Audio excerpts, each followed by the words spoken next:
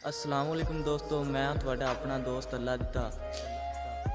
सब तो पहले जेडे मेरे दोस्त नवे आए ने उन्होंने गुजारिश है कि मेरा चैनल सबसक्राइब कर लो तो बेल आइकन ज़रूर प्रेस करना, वीडियो में लाइक भी कर दे जी कि बस चंद मिनट दौड़े कि हिक्का रोतल बेली खुशियां दी असा संगतां नाल गुजारी, बस काविश बात ना ए लो गई मेरी हस्ती गैर म्यारी।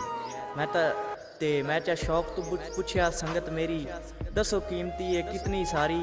उन हफ्त ते यार सवार रख के मेरे सामने फूक चा मारी।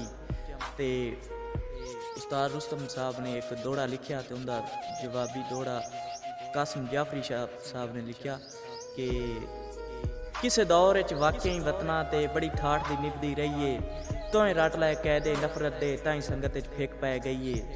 ते भावें ना दिल पर मजबूर हो के सानू ये गल करनी पई है, तेरे डाडियां लगदियां रुस्तम जाया मेरी केड़ी लत बन लईए।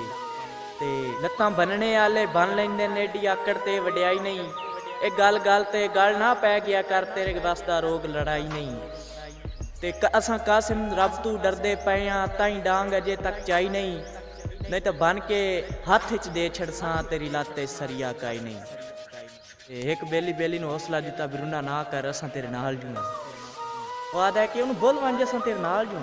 वो आदा नहीं, कमजोर है कोठा हौसले दा जेडे दे प्याले पे चो पमना है। इंजे खप नहीं जो कुछ याद है मैं इस कमले ज़हन ओ पमना है। ते हिको हल काविश मदहोशी है जदा उठन दे काबिल हो पमना है। साडा होश साडा दुश्मन है उस याद आवना है असा रो पमना है।